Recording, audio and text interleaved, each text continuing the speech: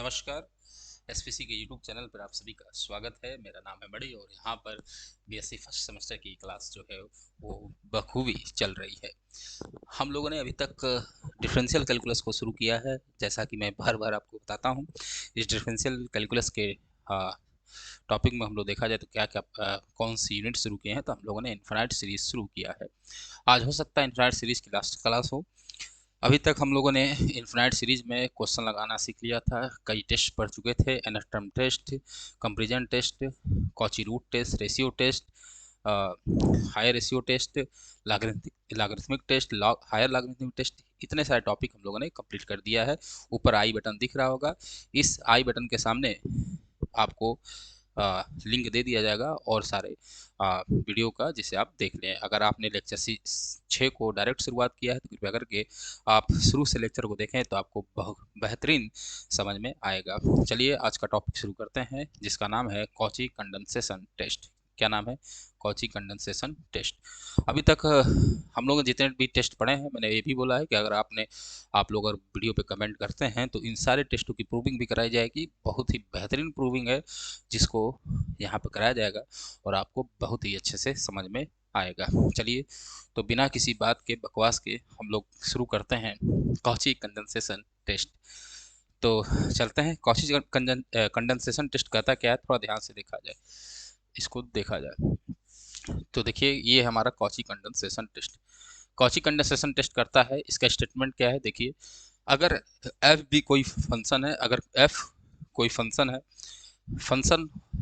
तो पहले कंडीशन क्या होना चाहिए कि एफ ऑफ एन, अगर एफ ऑफ एन है, क्या है भाई साहब, एफ ऑफ एन, तो एफ ऑफ एन जो होना चाहिए ग्रेटर देन जीरो होना चाहिए। जहाँ जहाँ एन क्या होगा वो नेचुरल नंबर में होगा, जहाँ पे एन क्या होगा, नेचुरल नंबर में होगा। मतलब एन नेचुरल नंबर आप लोग को पता होगा, 1 2 3 4 से लेकर इनफाइनाइट तक जो नंबर होते हैं, यानी counting numbers are called natural number. ठीक है, तो f of n greater than zero होना चाहिए। इसका मतलब ये होना चाहिए भाई साहब कि एफ एन जो होना चाहिए वो पॉजिटिव होना चाहिए। एफ एन जो होना चाहिए वो क्या होना चाहिए, पॉजिटिव होना चाहिए। सिंपल सा ये बात है, जहाँ पे एन क्या होगा, नेचुरल नंबर होगा। दूसरा हमारा क्या है कि जो इससे सीक्वेंस बनेगा एफ एन जो सीक्वेंस बनेगा वो नॉन इंक्रीजिंग होना चाहिए। नॉन इंक्रीजिंग का मतलब कि भाई साहब वो जैसे जैसे एन को बढ़ाएं तो उसके टर्म जो होने चाहिए वो बढ़ने नहीं चाहिए, वैल्यू जो होनी चाहिए टर्म की वो घटनी चाहिए, यानी कि डिक्रीजिंग सीक्वेंस होना चाहिए। तो यहाँ पे मैं ये भी लिख सकता हूँ क्या कि दैट इज, क्या लिखा जा सकता है, that is f n is decreasing sequence. F n जो होना चाहिए वो डिक्रीजिंग सीक्वेंस होना चाहिए, डिक्रीजिंग सीक्वेंस होना चाहिए। अभी मैं थोड़ी देर में आपको बताऊंगा कि डिक्रीजिंग और नॉन और इंक्रीजिंग सीक्वेंस क्या होता है, आपको समझ में आएगा। तो अगर ये दोनों कंडीशन सेटिस्फाई करता है, क्या कि एफ एन जो हो वो पॉजिटिव हो, दूसरा एफ एन जो होना चाहिए non increasing that is decreasing होना चाहिए। अगर ये दोनों कंडीशन सेटिस्फाई कर देगा तो जो दोनों सीरीज होगी, जो दो सीरीज कौन कौन सी, एक एफ ऑफ एन वाली और दूसरी ए के power n f of a के पावर एन जो होगा, इन दोनों का नेचर सेम होगा। दोनों का नेचर क्या होगा, सेम होगा। दोनों का नेचर सेम होने का मतलब कि एफ एन अगर कन्वर्जेंट है तो ए के power n f of a n भी क्या होगा, कन्वर्जेंट होगा। अगर एफ ऑफ एन कन्वर्जेंट है तो ए के power n f of a के पावर एन भी कन्वर्जेंट होगा। दोबारा बोल दिया। या ए के power n f of a n divergent होगा तो ये डाइवर्जेंट, ये कन्वर्जेंट होगा तो ये कन्वर्जेंट, ये कन्वर्जेंट होगा तो ये कन्वर्जेंट, ये डाइवर्जेंट होगा तो डाइवर्जेंट। मतलब दोनों का नेचर क्या होगा भाई साहब, सेम होगा। दोनों का नेचर सेम होगा। जहाँ पर ए क्या होना चाहिए, ए जो होना चाहिए वो पॉजिटिव इंटीजर होना चाहिए, दैट इज ए जो होना चाहिए ग्रेटर देन वन होना चाहिए। ए की वैल्यू जो होनी चाहिए वन से बड़ी होनी चाहिए। ठीक है, तो कंक्लूजन कर लिया जाए नेक्स्ट पेज पे, क्या मतलब हुआ। तो पहला होना चाहिए कि एफ एन, जो एफ ऑफ एन जो होना चाहिए ग्रेटर देन जीरो होना चाहिए, दैट इज एफ एन जो होना चाहिए वो पॉजिटिव होना चाहिए। पहली बात तो ये सबसे पहला कंडीशन कौसी कंडीशन कंडेंसेशन की। दूसरी कंडीशन होना चाहिए कि f of n non increasing होना चाहिए। नॉन इंक्रीजिंग का मतलब ये कि ये डिक्रीजिंग होना चाहिए। ऐसे भी लिखते हैं या ऐसे लिख लीजिए कि ये क्या होना चाहिए, डिक्रीजिंग सीक्वेंस होना चाहिए। जो एफ एन का सीक्वेंस बनेगा वो डिक्रीजिंग सीक्वेंस होना चाहिए। ठीक है, अगर ये डिक्रीजिंग सीक्वेंस अगर दोनों सेटिस्फाई हो गया तो जो हमारी एक सीरीज बनेगी, एक सीरीज तो एफ ऑफ एन और दूसरी सीरीज जो होगी ए के power n f of a के पावर एन दोनों का नेचर सेम होगा, दोनों का नेचर सेम होगा, यानी कि कोई एक भी कन्वर्जेंट होता है तो दूसरा कन्वर्जेंट, और कोई एक भी डाइवर्जेंट होता है तो दूसरा भी डाइवर्जेंट होगा। अब देखा जाए डिक्रीजिंग और इंक्रीजिंग सीक्वेंस क्या है। जैसे मानिए हमने दो सीक्वेंस लिया, एक लिया n belongs to natural number, ये एक सीक्वेंस लिया, तो भाई n बराबर 1 रखेंगे आप, तो पहला आएगा 1, फिर आएगा 2, फिर आएगा 3, फिर आएगा 4, फिर आएगा 5, फिर आएगा 6 और एंड सो ऑन। और अगर मैं 1/n लूँ, 1/n जहाँ पे n belongs to natural number, sequence में मैं पढ़ाऊंगा, इसके बाद नेक्स्ट टॉपिक सीक्वेंस ही होगा। तो 1/n लिया जाए तो n बराबर 1 रखेंगे तो 1 आएगा, लेकिन फिर 2 रखेंगे तो 1/2 आएगा, फिर 1/3 आएगा, फिर 1/4 आएगा, फिर 1/5 आएगा एंड सो ऑन होगा। अब दोनों को देखिए थोड़ा ध्यान से, पहला टर्म के बाद जो दूसरा टर्म आ रहा है वो कुछ इससे बड़ा आ रहा है, फिर 2 से बड़ा 3 है, फिर 3 से बड़ा 4 है, 4 से बड़ा 5 है, 5 से बड़ा क्या है 6 है। तो ये जो सीक्वेंस है, ये सीक्वेंस जो है वो इंक्रीज कर रहा है, देखिए ध्यान से, तो क्या कर रहा है, इंक्रीज कर रहा है। तो ऐसे सीक्वेंस को क्या बोलेंगे, इंक्रीजिंग सीक्वेंस, ठीक है। हालांकि सीक्वेंस में और अच्छे से इसको बताया जाएगा। यहाँ देखिए ध्यान से 1, लेकिन 1/2 1 से छोटा है, 1/3 1/2 से छोटा है, 1/4 1/3 से छोटा है, 1/5 1/4 से छोटा है। तो ये जो है ये डिक्रीज करता जा रहा है, क्या करता जा रहा है, डिक्रीज करता जा रहा है। तो इसे बोलेंगे हम लोग डिक्रीजिंग सीक्वेंस। ये हमारा क्या है बच्चे, इंक्रीजिंग सीक्वेंस, और ये हमारा क्या है मेरे लाल, डिक्रीजिंग सीक्वेंस है। कौन सा सीक्वेंस है भाई, डिक्रीजिंग सीक्वेंस है, ठीक है। तो आपको समझ में आ गया होगा कि इंक्रीजिंग सीक्वेंस क्या होता है और डिक्रीजिंग सीक्वेंस क्या होता है, ये बात पता चल गई होगी। और सबसे इंपॉर्टेंट बात ये कि आपको याद क्या रखना है, एक बात ये याद रखना, जो ए होगा वो ग्रेटर देन 1 होगा, ए जो होगा क्या होगा, ग्रेटर देन 1 होगा। इतनी बात आपको समझ में आ रही होगी। एक बार और मैं रिपीट कर देता हूँ, पहली कंडीशन क्या देखेंगे कि f of n is positive. दूसरी कंडीशन क्या देखेंगे कि जो हमारी सीक्वेंस बनेगी एफ ऑफ एन की वो हमेशा डिक्रीजिंग होना चाहिए, दैट इज नॉन इंक्रीजिंग होना चाहिए, वो हमेशा डिक्रीजिंग सीक्वेंस होना चाहिए। तब अगर ये दोनों कंडीशन सेटिस्फाई होते हैं तो एफ ऑफ एन और ए के power n f of a n, ये दोनों जो सीरीज होगी दोनों का नेचर सेम होगा, यानी कि कन्वर्ज और डाइवर्ज दोनों एक साथ करेगी। अगर कोई भी कन्वर्जेंट है तो दूसरी भी कन्वर्जेंट होगी, अगर कोई भी डाइवर्जेंट है तो दूसरी भी डाइवर्जेंट होगी। और एक बात याद रखनी है कि ए जो होगा वो ग्रेटर देन 1 होगा, ए की वैल्यू ग्रेटर देन 1 होगी। इतनी मैंने आपको बात बताई, बहुत ही जोरों शोरों से। चलते हैं हम लोग क्वेश्चन लगाते हैं, और कॉची कंडेंसेशन टेस्ट में आपका प्रीवियस लेक्चर काम आने वाला है, यानी कि ये को रिलेटेड है। अगर आपने पीछे का लेक्चर नहीं देखा है तो आपको समझ में नहीं आएगा, ठीक है। चलिए चलते हैं, तो आगे बढ़ा, और आपकी स्क्रीन पर पहला क्वेश्चन ये रहा। पहला क्वेश्चन आपके स्क्रीन पर ये रहा। क्वेश्चन क्या कर रहा है कि n इज इक्वल टू 2 से इन्फिनिटी 1/log n। सबसे पहले log n के बारे में कुछ जान जाए। log n जो होता है वो क्या है, एपीओ है, मतलब ये पॉजिटिव होता है, ठीक है। और log n जो होता है वो इंक्रीजिंग फंक्शन होता है। इंक्रीजिंग का मतलब ये मेरे बच्चे कि n की वैल्यू जैसे जैसे बढ़ाएंगे log n की भी वैल्यू बढ़ेगी। log 1 0, log 2 0 से कुछ बड़ा, log 3 उससे भी कुछ बड़ा, log 4 कुछ बड़ा, यानी log 1 is less than log 2, ठीक है। log 2 is less than log 3, ठीक है। तो log n जो है वो क्या है, इंक्रीजिंग फंक्शन है। n बराबर 2 से क्यों शुरू है, क्योंकि n बराबर 1 होता तो ये फंक्शन जो होती वो एग्जिस्ट इस फंक्शन का नहीं होती, क्योंकि 1/0 होता है, इन्फिनिटी हो जाता है। तो यहाँ पे n बराबर 2 गिवन है। चलिए अब देखा जाए थोड़ा ध्यान से। पहली बात तो इसमें कॉची कंडेंसेशन लगाना है, तो कॉची कंडेंसेशन लगाने के लिए सबसे पहले हमको ये चेक करना होगा कि कॉची कंडेंसेशन के जो हमारे कंडीशन है वो सेटिस्फाई कर रही है कि नहीं कर रही है। तो लिखेंगे कि सिंस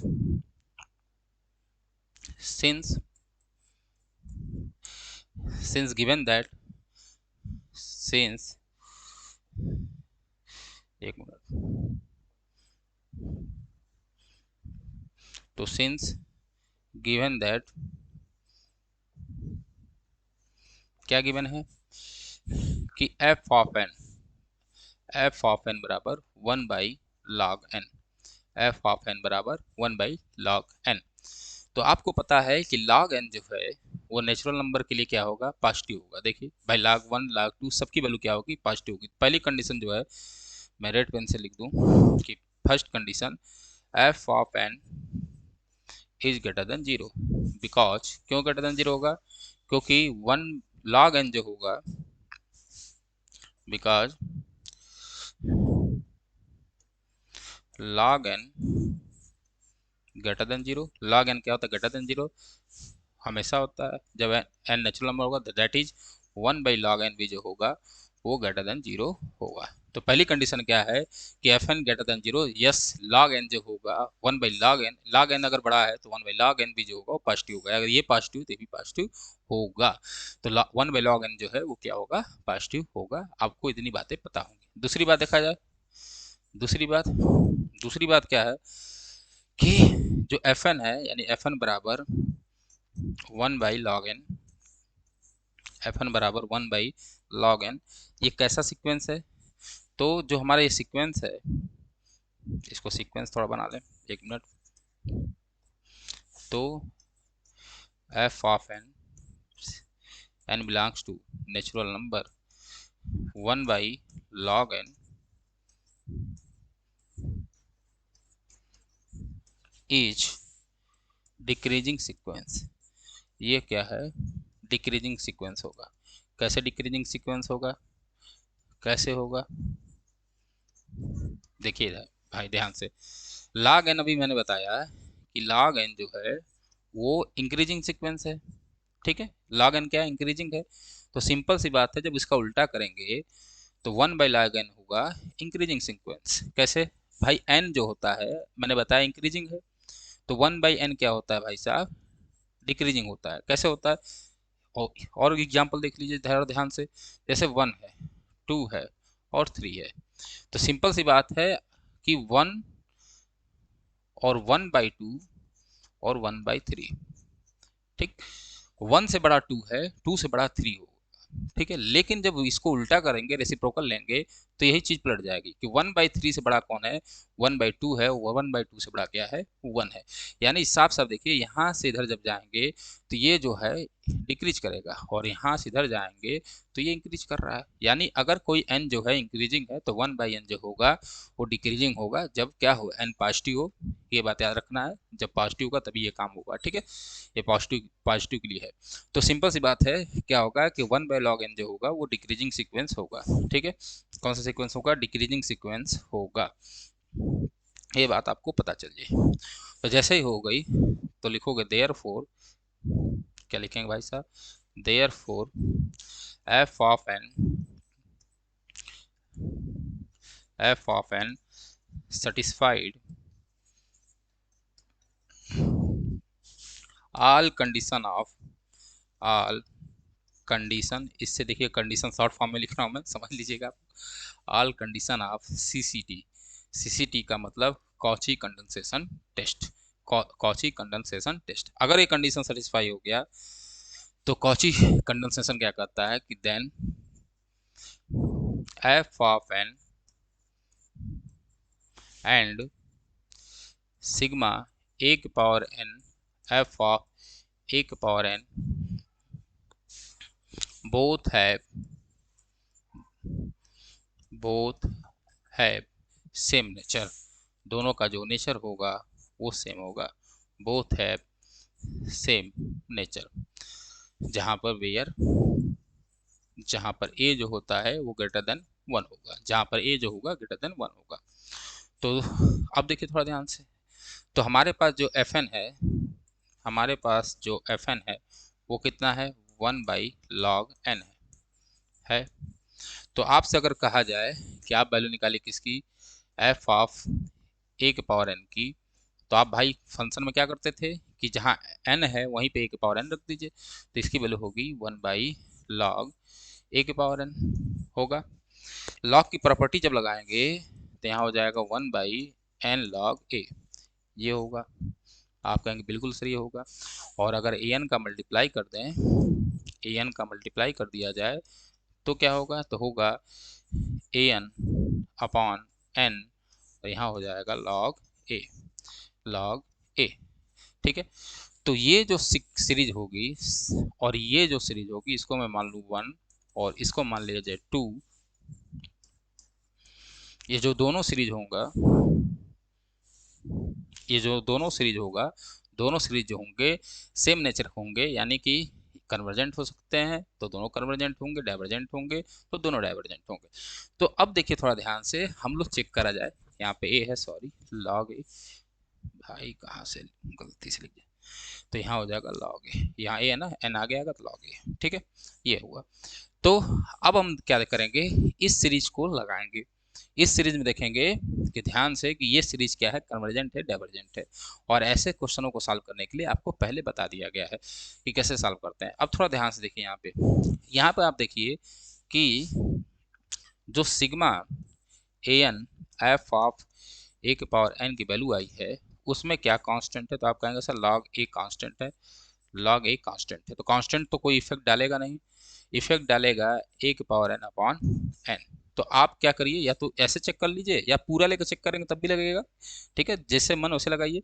तो ये सीरीज लेकर चलिए, कांस्टेंट है तो इसको हटा दीजिए, थोड़ा आसान हो जाएगा, बाकी आप पूरा लेकर चलेंगे तब भी लगेगा।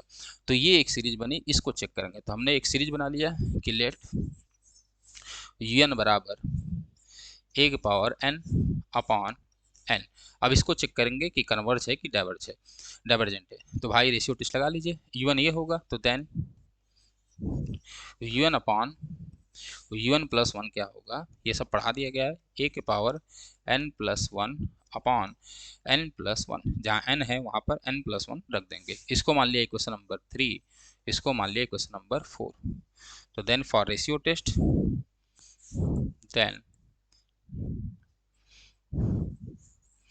देन फॉर रेशियो टेस्ट क्या करोगे भाई, रेशियो टेस्ट के लिए आप u n upon u n plus one करेंगे। जैसे करेंगे तो पीछे आइए, देखिए थोड़ा ध्यान से। तो एन क्या है भाई, ए के पावर एन अपॉन एन, ये हो जाएगा कितना, एक मिनट, क्या हो गया, ये यू एन प्लस वन रखा लिखा हूँ तो लिख रहा हूँ कुछ और, ये जो है यू एन प्लस वन मैंने लिखा है, ठीक है। अब देखिए थोड़ा ध्यान से, तो क्या होगा, u n upon u n plus one ये लिखना है। तो देखिए ध्यान से, यू एन की वैल्यू कितनी है, ए के power n upon n into u n plus one कितना है, एन प्लस ए के power n plus one upon n plus one. ये पलट जाएगा तो होगा n plus one upon a के पावर एन प्लस वन। ध्यान से देखिए थोड़ा ध्यान से, तो ये सब आपको पढ़ाया गया है। ये क्या हो जाएगा, कैंसिल हो जाएगा, कैंसिल होगा तो क्या बचेगा, तो आप कहोगे सर क्या बचेगा, यहाँ बचेगा n plus one upon n into बचेगा वन बाई ए बचेगा, ठीक है। अब लिमिट ले लीजिए, नाउ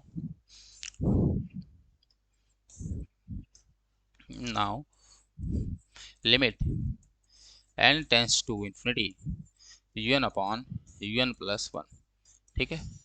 तो ये हो जाएगा limit n tends to infinity n plus one upon n into क्या हो जाएगा वन बाई ए। इसके लिमिट निकालना सबको पता है, तो होगा limit n tends to infinity, ये होगा one plus one by n into one by a. और जैसे एन बराबर इन्फिनिटी रखेंगे तो ये तो जीरो हो जाएगा, तो वन इंटू वन बाई ए कितना होगा, वन बाई ए, ठीक है। तो ये आया total one by A. But since, यहाँ लिख लीजिए since a is greater than one, अगर ए वन से बड़ा है तो देन हमको पता है कि वन बाई ए जो होगा लेस देन वन होगा। अरे भाई देखिए थोड़ा ध्यान से, कोई भी बड़ा नंबर ले, टू है, ठीक है, तो भाई एक से बड़ा है तो वन बाई टू क्या होगा, एक से छोटा होगा कि नहीं होगा, थ्री है, वन से बड़ा है तो वन बाई थ्री क्या होगा भाई, बोलो, थ्री से वन से छोटा होगा, ठीक है। तो यही बात वहाँ पर लिखी गई है कि अगर ए जो है ग्रेटर देन वन है, ए जो है ग्रेटर देन वन है, तो वन बाई ए जो होगा वो लेस देन वन होगा। तो लेस देन वन के लिए क्या होता है, हमें रेशियो टेस्ट से पता है कि देयरफॉर सीरीज, कौन सी सीरीज, तो हमने जो सीरीज ली है, पीछे देखिए थोड़ा ध्यान से, कौन सी सीरीज लिया है आपने, तो सीरीज ए के power n n log a, therefore series a के power n one upon n log a is divergent. क्यों डाइवर्जेंट हुआ, क्योंकि जो रेशियो टेस्ट हमने लगाया तो रेशियो टेस्ट में जो वैल्यू आई वो लेस देन 1 आई थी, जो वैल्यू आई लेस देन 1 आई थी। अगर यही ग्रेटर देन 1 आती तो कन्वर्जेंट होता। ये सब आपको पढ़ा दिया गया है। माने यहाँ पर टेस्ट फेल हो जाता है, टेस्ट फेल होता है तो आप लोग अगला टेस्ट लगा लेते हैं। ठीक है, इतनी बात आपको क्या है पता है। ठीक है, एक बार और शुरू से देखा जाए कि क्या करना है आपको। सबसे पहले आपको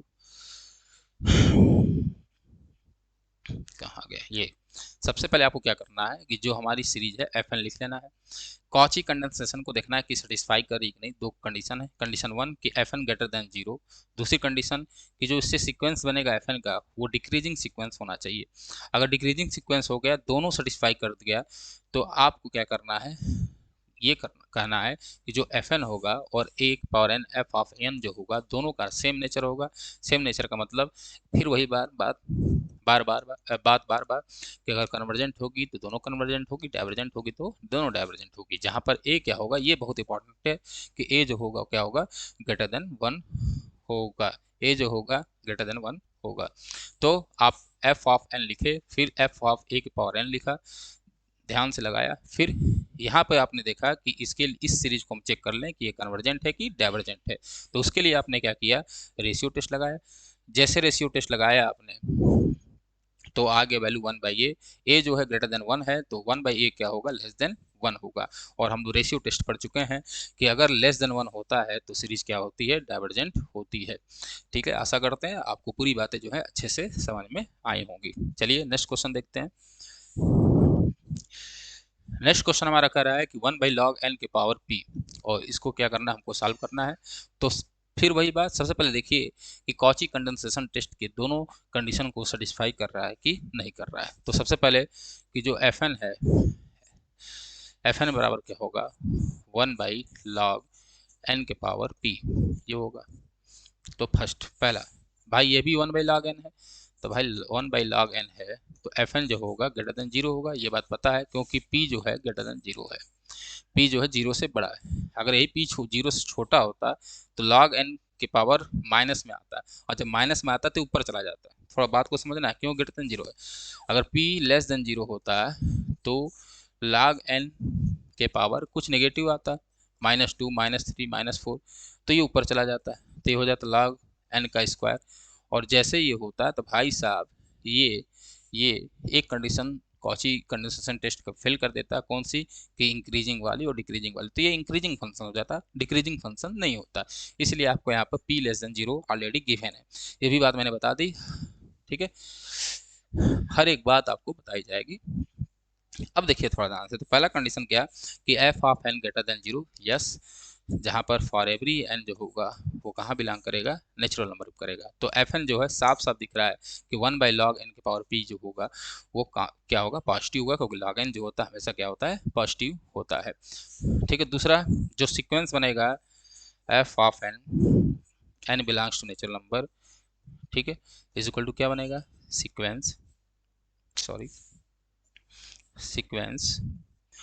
1/log n के power p n belongs to natural number, ये है। इसको देखा जाए कि ये डिक्रीजिंग है कि इंक्रीजिंग है, तो साफ साफ देखिए जिस तरह पहले वाले क्वेश्चन में बताया कि log 1/log n जो होगा वो क्या होगा, decreasing function is a decreasing function. कैसे होगा ये अभी इसके पहले आपको बताया गया है। ये क्या है भाई, ये भी डिक्रीजिंग फंक्शन होगा या डिक्रीजिंग सीक्वेंस होगा, लिख लीजिएगा यहाँ पे, सीक्वेंस लिख लेना, फंक्शन नहीं। डिक्रीजिंग सीक्वेंस, ये क्या होगा, डिक्रीजिंग सीक्वेंस होगा। अब जैसे ही ये डिक्रीजिंग सीक्वेंस हुआ, दोनों बात क्लियर हो गई, तो क्या लिखेंगे कि therefore f of n satisfied all condition of CCT का मतलब कॉची कंडेंसेशन टेस्ट। अगर ये सेटिस्फाई कर दिया तो क्या कहते हैं आप, तो देयरफॉर जो हमारा सीरीज होगा एफ ऑफ एन और एंड सीरीज ए के power n f of a के power n both have same nature, दोनों के पास जो नेचर होगा वो सेम होगा, बोथ हैव सेम नेचर। यानी कन्वर्ज और डाइवर्जेंट टू गेट दोनों साथ ही में करेगी। Both have same nature where, जहाँ पे ए जो है वो ग्रेटर देन 1 है, जहाँ पर ए जो है ग्रेटर देन 1 है। तो एफ ऑफ एन क्या है, आप तुरंत लिख लीजिए। तो ये है 1/log n के पावर p, यही है शायद, इसको आप देख लीजिए थोड़ा। हाँ, 1/log n के पावर p, ये है। तो ये है, तो भाई एफ ऑफ ए के पावर n क्या होगा, जहाँ n है वहाँ ए के पावर n रख दीजिए, तो होगा 1/log ए के पावर n के पावर क्या हो जाएगा बच्चे, p हो जाएगा। इसको सॉल्व करा जाए बच्चों, जब इसको सॉल्व किया जाएगा तो देखिए ये आगे आएगा, तो होगा 1/n के पावर p और हो जाएगा log a के पावर होल पावर p। ठीक है, अरे भाई n आगे आएगा तो n के पावर p मैंने बाहर ले लिया।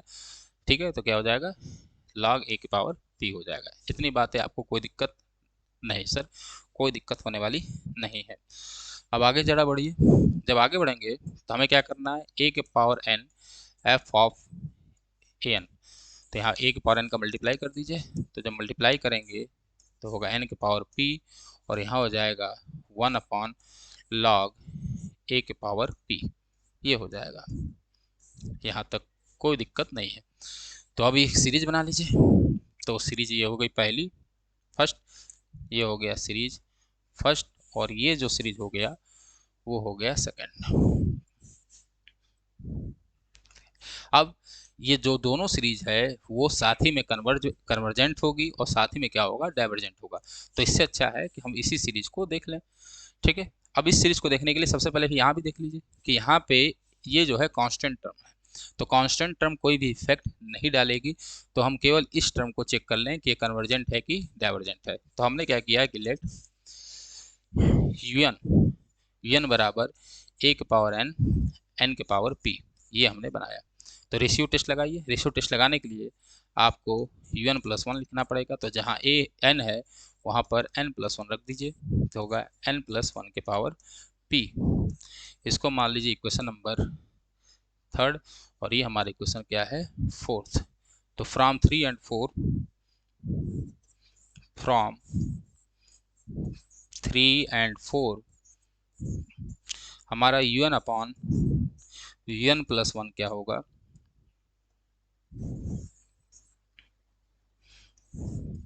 un+1 क्या होगा, तो होगा a के पावर n, n के पावर p इंटू, जब इसको नीचे लाएंगे तो ये पलट जाएगा, तो हो जाएगा n+1 के पावर p, और यहाँ हो जाएगा नीचे a के पावर n+1, ये कैंसिल, ये क्या हो जाएगा, कैंसिल हो जाएगा। तो बचेगा क्या, आगे जो बचेगा वो बचेगा n+1 अपॉन n के होल पावर p, क्योंकि दोनों का पावर p है तो मैं ऐसे लिख सकता हूँ, और इंटू 1/a, यही बचेगा।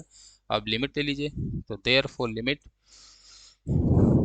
n टेंस टू इन्फिनिटी, ठीक है, un अपॉन pn+1। तो जैसे करेंगे तो होगा limit n tends to infinity 1+1/n के पावर p, 1+1/n के पावर p, और इंटू 1/a। इन्फिनिटी रखोगे तो होगा 1 के पावर p इंटू 1/a। 1 के पावर कुछ भी हो तो उसकी वैल्यू 1 ही आएगी, तो यह आ जाएगा 1/a। अब हम जानते हैं कि since a is greater then 1, तो भाई देन 1/a भी क्या होगा, लेस देन 1 होगा। तो ये भी लेस देन 1 आया, तो then by ratio test, then by ratio test sigma a के power n f of a के पावर n इज डाइवर्जेंट, और जैसे डाइवर्जेंट हुआ तो दोनों का नेचर सेम होगा। तो then by C C T, then by C C T Cauchy condensation test, जो 1/log n के पावर होल p है, ये जो सीरीज होगी वो डाइवर्जेंट होगी, वो डाइवर्जेंट होगी। एक डाउट मैं क्लियर कर लूँ, क्लियर कर दूं, थोड़ा सा डाउट आपको यहाँ हो सकता है कि सर एक कांस्टेंट टर्म क्यों छोड़ रहे हैं। आप लेके भी लगाइए तब भी कोई दिक्कत नहीं है, ठीक है। बार बार यही टर्म आएगा, जैसे यूएन जब लिखेंगे तो यूएन में आएगा यहाँ पे, ठीक है। यूएन में 1/log 1 पावर पी आएगा, और यूएन प्लस 1 में भी 1/log 1 पावर पी आएगा। जब डिवाइड करेंगे तो दोनों कैंसिल हो जाएगा, ठीक है, क्योंकि यूएन में कौन सा टर्म चेंज होगा, जो एन वाला टर्म है। और कोई टर्म चेंज होगा नहीं, जो यूएन में और यूएन प्लस 1 में कौन सा टर्म चेंज हो जाएगा भाई, जहाँ पर एन है वही टर्म चेंज होगा। अगर मैं यहाँ पर, एक बात समझ लीजिए, यहाँ पर अगर मैं बी लिखता, तो चाहे यूएन प्लस 1 लिखता तब भी यहाँ बी आता, और बी से बी जब यूएन अपॉन यूएन प्लस 1 करता तो बी से बी क्या हो जाता है, कैंसिल हो जाता है। इसलिए कांस्टेंट टर्म को मैं लेकर नहीं चल रहा हूँ, वो कोई इफेक्ट डालने वाला नहीं है। मतलब ये समझाने के लिए आपको यहाँ पे बता दिया, हालांकि ये बात आपको पता होगी, कुछ लोगों को थोड़ा डाउट हो रहा होगा, तो ये मैंने बता दिया, ठीक है। तो हमने देखा ये भी सीरीज क्या होगी भाई, डाइवर्जेंट आ रही है। अब हम लोग चलते हैं अपने नेक्स्ट क्वेश्चन में। नेक्स्ट क्वेश्चन भी हमारा बहुत धाकड़ क्वेश्चन है, तो पहला और दूसरा पॉइंट आप लिख ही लेंगे, बार बार लिखने की जरूरत नहीं है। यहाँ भी भाई एफ ऑफ एन जो है वो ग्रेटर देन 0 है फॉर एवरी एन, जहाँ सारे एन किसके लिए हों, नेचुरल नंबर के लिए हों। दूसरा 1/log n है, तो एफ एन जो होगा वो इज डिक्रीजिंग, भाई ये डिक्रीजिंग सीक्वेंस होगा। एफ एन सीक्वेंस इसको बना लेता हूँ, हालांकि अगले चैप्टर में जब सीक्वेंस बनाऊंगा तो मैं बताऊंगा क्यों बार बार ऐसा लेकर आऊँ, कई लोगों को पता होगा, ठीक है, क्योंकि सीक्वेंस को इसी तरह दिखाते हैं, तो ये क्या है, डिक्रीजिंग है। तो ये भी क्या हुआ, सेटिस्फाई कर लिया किसकी condition, CCT condition.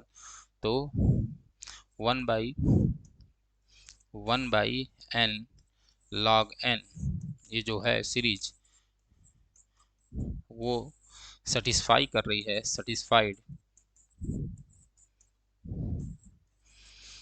All condition of CCT. CCT का मतलब बार बार बताया गया है, कॉची कंडेंसेशन टेस्ट, ये सेटिस्फाई कर ली। जैसे सेटिस्फाई करी तो जो हमारा सिग्मा एफ एन है, अब मैं थोड़ा शॉर्ट फॉर्म में इसको लगा रहा हूँ, समझ लीजिएगा, and sigma a n f of a n है, ये दोनों क्या होगा, कन्वर्ज और डाइवर्जेंट टू दोनों साथ में होंगे।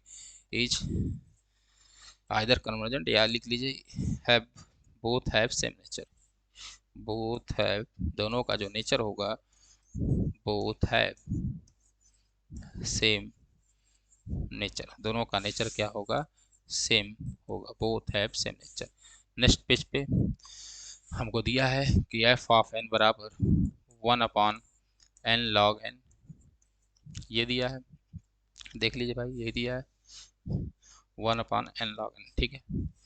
तो यहाँ से एफ ऑफ 1/n क्या होगा, तो जहाँ n है वहाँ पर 1/n रख दीजिए, तो आपने रख दिया, ये रख दिया, इसको सॉल्व किया तो क्या होगा, 1/1/n, ये n आगे आएगा तो n यहाँ आ गया, और बचेगा log a बचेगा।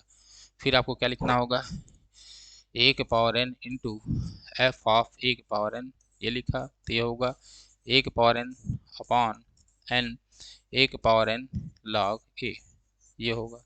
जी सर होगा, ए एन से एन क्या हो गया, कैंसिल हो गया, बोलो भाई कैंसिल हो गया कि नहीं कैंसिल हो गया। तो जो हमारी ये सीरीज बनेगी, ये और ये 1 और 2 दोनों का नेचर सेम होगा, तो जो 2 आया वो क्या आया, वो आया बच्चे 1/n log a आया। अब देखिए थोड़ा ध्यान से, log a तो कांस्टेंट है, तो n आप 1/n लेके लगा लीजिए, ठीक है। तो हम लिया let sigma un is equal to 1/n, ये ले सकते हैं। जैसे लेंगे तो हम लोगों ने एक टेस्ट पढ़ा था, पी टेस्ट। पी टेस्ट ये कहती है कि कन्वर्ज कब होगा, जब ग्रेटर देन वो होगा, और डाइवर्जेंट कब होगा, जब less than or equal to 1 होगा, ठीक है।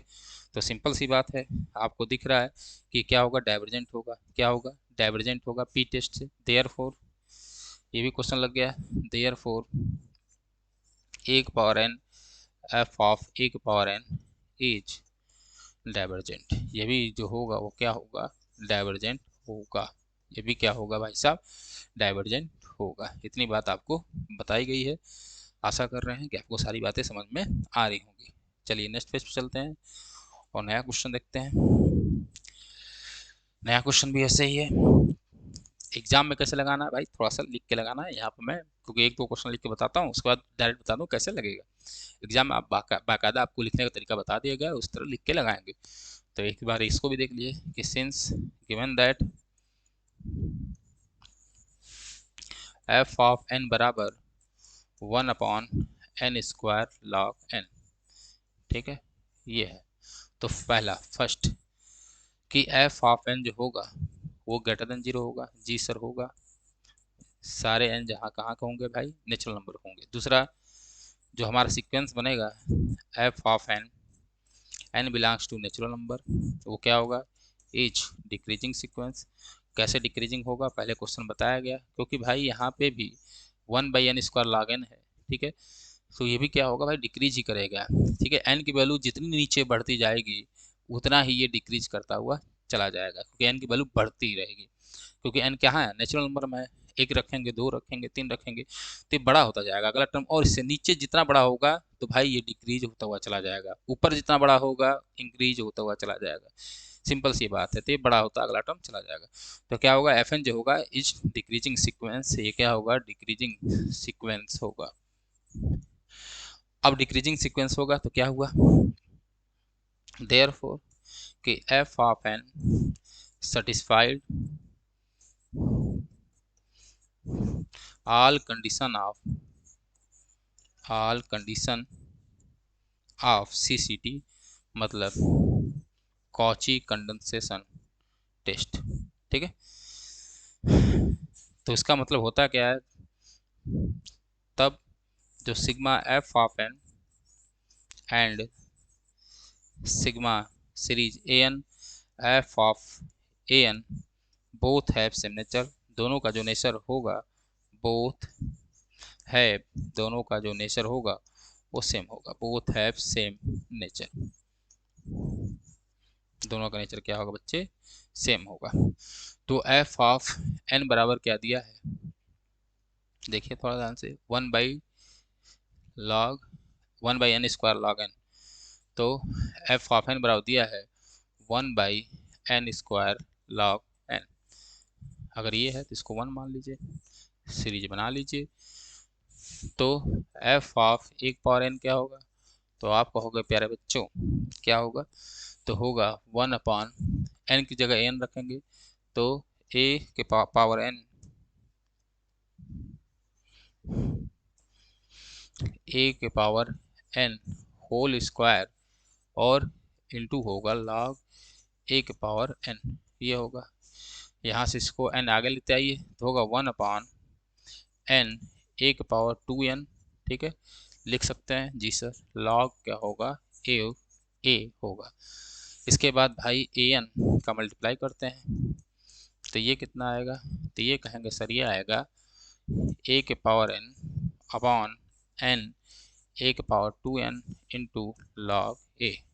ठीक है, अब क्या होगा, ये कैंसिल हो गया तो नीचे बचेगा 1/n ए के पावर एन लॉग ए, तो ये बचेगा। ओवरऑल जो रिजल्ट आएगा ये आएगा a n f of a n. तो इसमें भी देखिए, अगर हम समेसन लगाएं तो होगा ए के power n f of a के पावर एन। तो ये कांस्टेंट है, तो कांस्टेंट टर्म में कोई इफेक्ट पड़ने वाला नहीं है, उसको बाहर ले लीजिए, तो ये बचेगा सिग्मा 1/n ए के पावर एन। तो यूएन क्या होगा, then let u n u n upon is equal to क्या लेंगे, 1/n ए के पावर एन। ये लिया आपने क्या, यूएन बराबर 1/n ए के पावर एन, ये ले लिया। तो इसको मान लीजिए इक्वेशन ये हो जाएगा 1। ठीक है, और un प्लस 1 क्या होगा वो भी लिख लेता हूँ मैं। तो n प्लस 1 जो होगा, तो n प्लस 1 जो होगा बच्चे, जहाँ n है वहाँ n प्लस 1 रख दीजिए, कई बार आपको बताया गया है। तो होगा एक पावर n प्लस 1, इसको मान लेंगे बच्चे इक्वेशन नंबर 2। अब नाउ un प्लस 1 करिए, तो un प्लस 1 करेंगे तो होगा 1/n ए के power n into n plus 1, और क्या होगा इंटू ए के पावर n प्लस वन, ये होगा। ये क्या होगा भाई, कैंसिल हो जाएगा, तो यहाँ बचेगा one n plus one upon n into ए।